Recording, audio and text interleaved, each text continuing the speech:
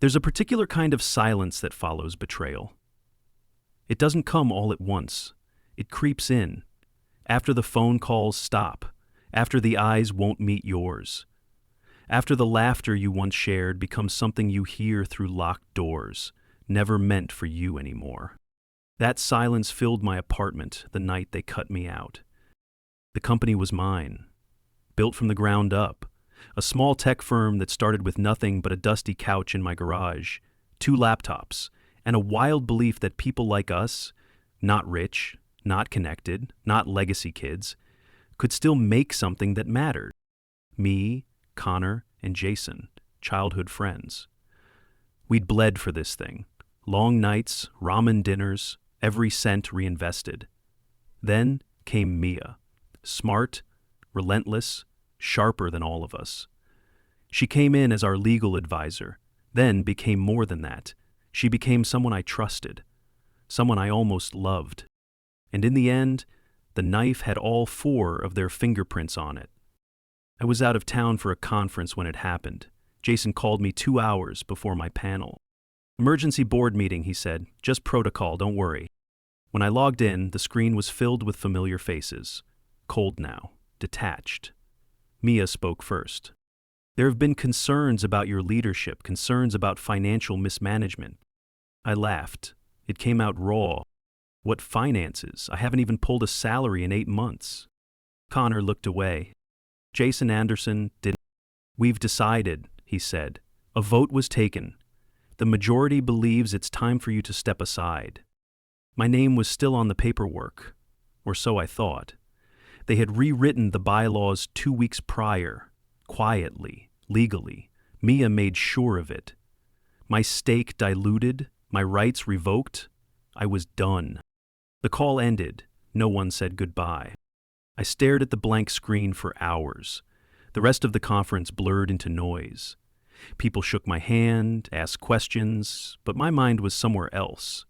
Spinning, trying to process that everything I'd built, every line of code, every sleepless night, now belonged to them. When I returned, the locks were changed. My company email was gone, my name scrubbed from the website. I didn't scream. I didn't beg. I vanished. At least that's what they thought. For 2 months, I did nothing. I didn't speak to anyone, didn't explain. I let the world believe their version, that I had been reckless, that I had burned out, that they saved the company from me. But in the quiet, something grew. Rage. Not the loud kind, the surgical kind, cold, focused. I moved out of my apartment and into a single-room studio on the edge of the city. No heat, cracked windows, mold on the ceiling. I didn't care. I ripped open a notebook and started sketching a new vision. Not to match what I had lost. To eclipse it. They said I wasn't needed, that I was the problem. So I'd show them what the solution really looked like. I sold my car, cashed in a tiny investment I'd made back in college, just enough to buy a few second-hand servers, a prepaid phone, and 2 months of instant noodles. I built a desk out of shipping pallets and coded for 18 hours a day. What I was building wasn't flashy, but it was faster, leaner, meaner. It did what theirs couldn't, and it didn't need a bloated team to function. By month 3, I had my first client, a startup in crisis. Burned by false promises and slow development from one of the companies mine used to compete against, the same firm Connor and Jason were now working with through shady backdoor deals. I didn't just fix the startup's problems. I rebuilt their platform in 10 days. When they launched, their traffic doubled, then tripled. Word started spreading. They called it ghost coding, a rumor, a myth, a single man delivering like an army. And I stayed silent. My second client came from a contact I hadn't spoken to in years. Said they heard about a guy who didn't care about bureaucracy, just results. I didn't tell them who I was. I let my work speak. 5 more clients followed, then 12. I brought in one partner, Rose, a former cybersecurity engineer who had been blackballed after exposing internal fraud at her last job. She didn't flinch when I told her what happened to me. She just asked, "What's the goal?" I said one word: domination. We called the new company Graywall. No PR, no press, just contracts, just fire. I watched from the shadows as Connor's platform started to buckle under its own weight. Bugs. Downtime. Reviews complaining about clunky updates. Jason stopped posting online. Mia went quiet. They were bleeding. And they didn't know the hand holding the knife this time was mine. But I wasn't done. I was going to rebuild higher. Harder. And when I stood over them, I wanted them to remember every lie they told, every seat they filled at that boardroom table when they voted me out. Brick by brick. Let them watch. The first time I saw Jason again was from across a glass conference room on the 23rd floor of a downtown building. He didn't know I was coming. Graywall had been approached to bid on a joint project, a merger of logistics data between 3 mid-level firms. Jason was consulting for one of them. He still wore those slim-fit suits and that bullshit charisma, but there were cracks now. The smile didn't reach his eyes. The hairline was thinning. The weight on his shoulders was real this time, not imagined. He looked up from the stack of reports and saw me. His face froze. I didn't smile. I sat down across from him and dropped the folder Rose and I had spent all week preparing. Jason didn't say my name. The execs introduced everyone, and I played along. My name was back in the public sphere now, but they hadn't connected the dots. Not until now. Not until it was too late. The pitch meeting went smoothly. Too smoothly? Because I knew exactly how they operated. I had built the original systems, the internal frameworks. I still remembered their blind spots. I tailored every feature of Graywall's solution to answer those weaknesses and to expose them in front of their clients. And by the time I walked out, I knew we'd win the bid. Jason followed me into the hallway, alone, nervous. "You're back," he said, quiet. Not like a man glad to see an old friend, like a man seeing a ghost in daylight. "I never left," I said. He tried to smile. "You know it wasn't personal."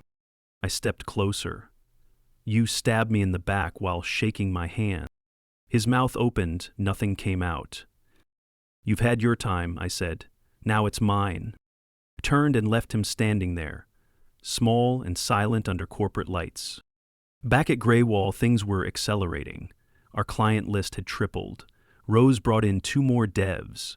People like us, written off by their former employers, hungry for more than a paycheck. We worked from an unmarked warehouse near the river, all cement floors and flickering lights.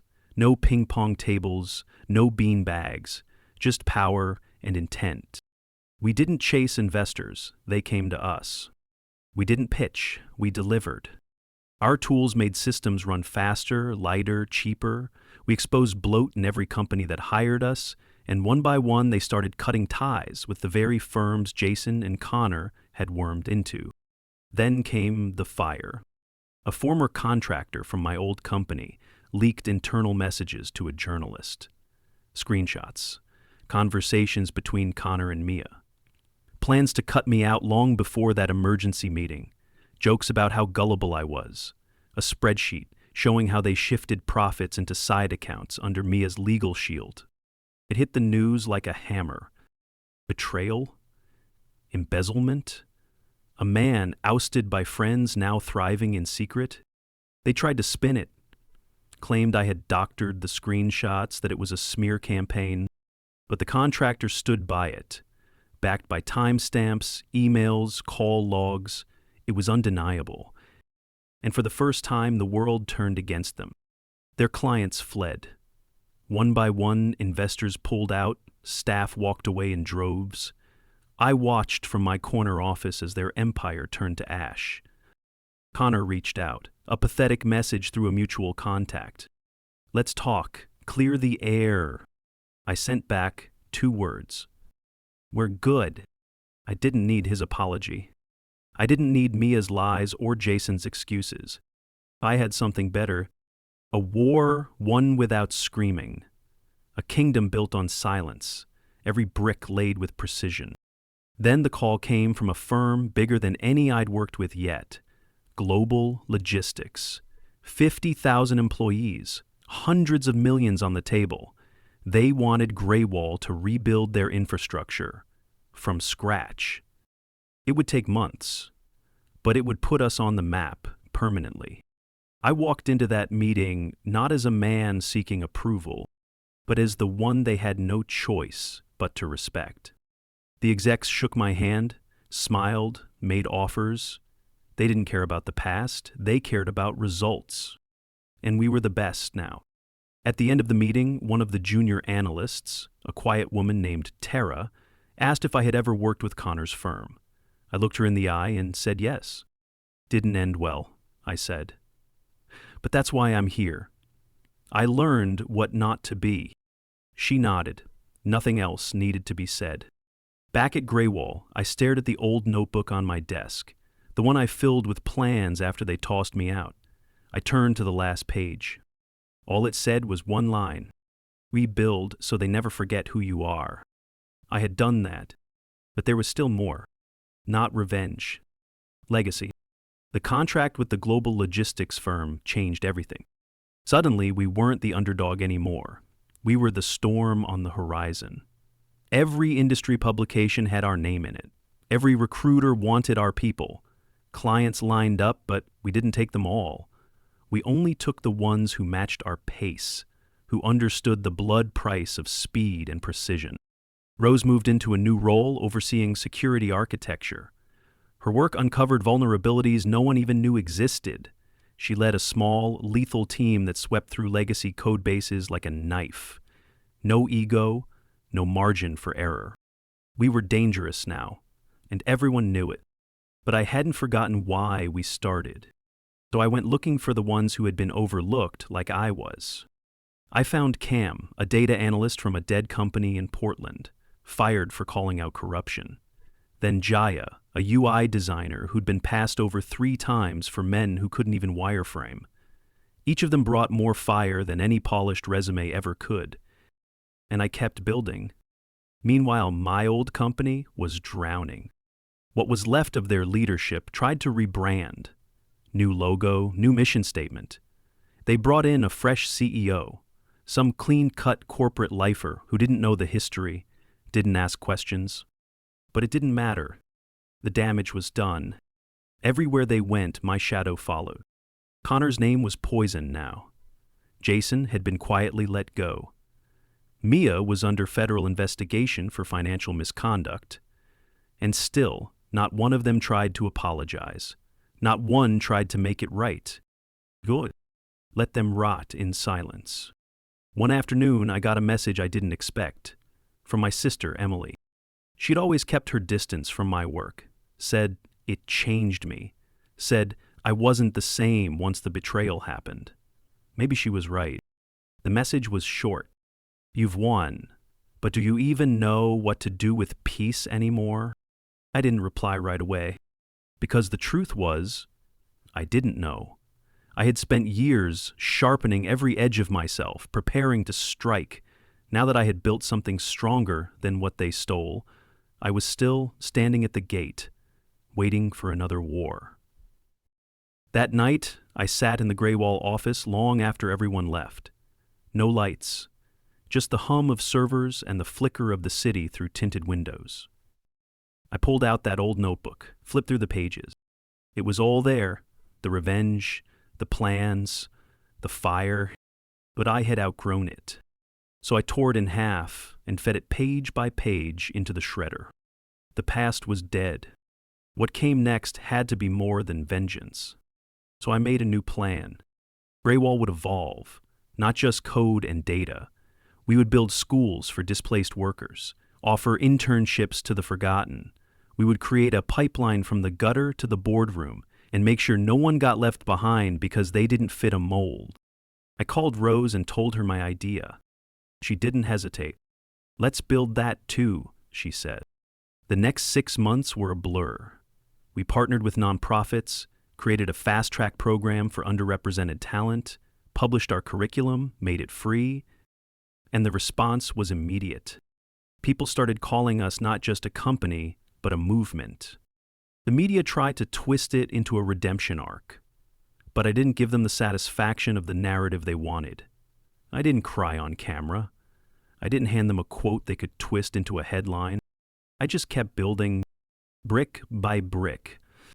Let them watch.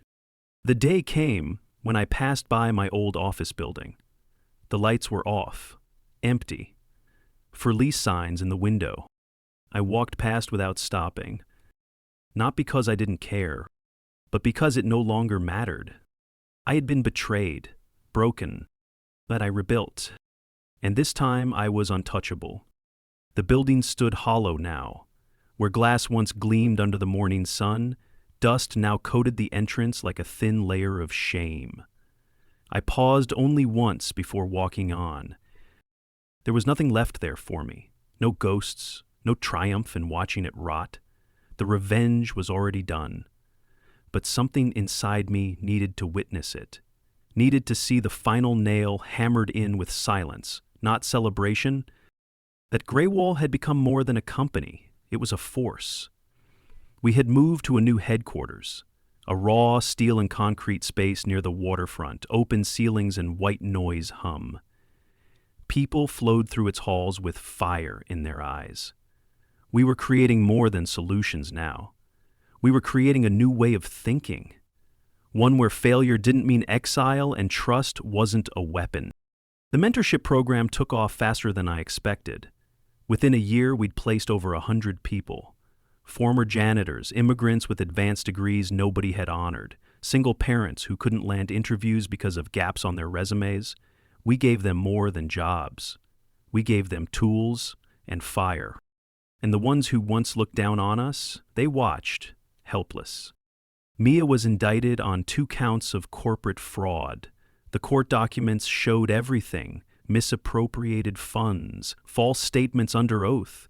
She didn't deny it. She pleaded out to avoid jail. Her career was over. I read the headline in silence, then deleted the article. Jason started a podcast, some attempt to stay relevant. It was about startups and leadership. I listened to one episode.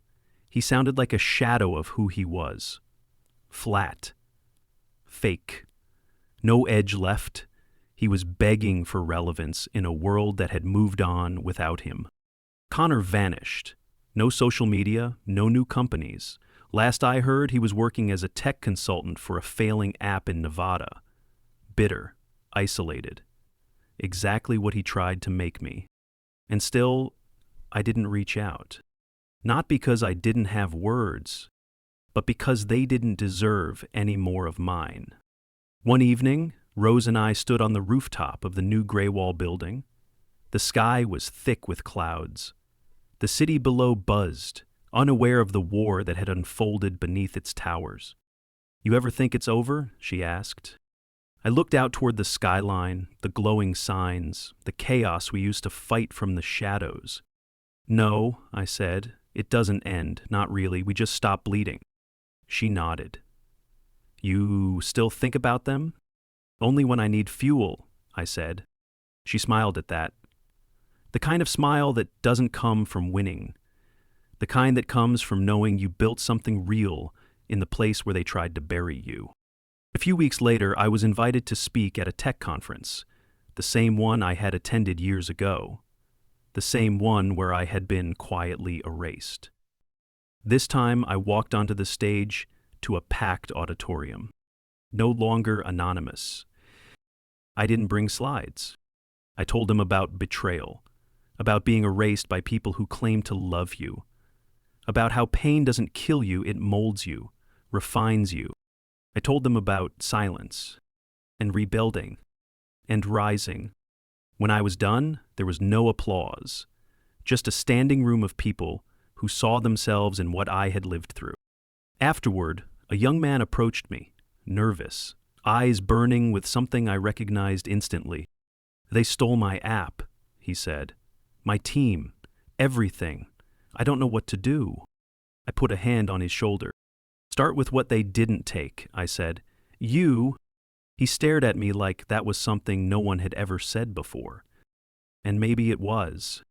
That night, I walked alone back to my office, past towers and train lines, past the alley I once cried in, fists clenched and heart torn open.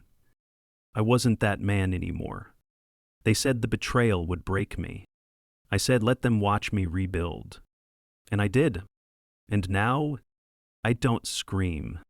I don't beg. I don't need to. They're watching, and I'm still rising.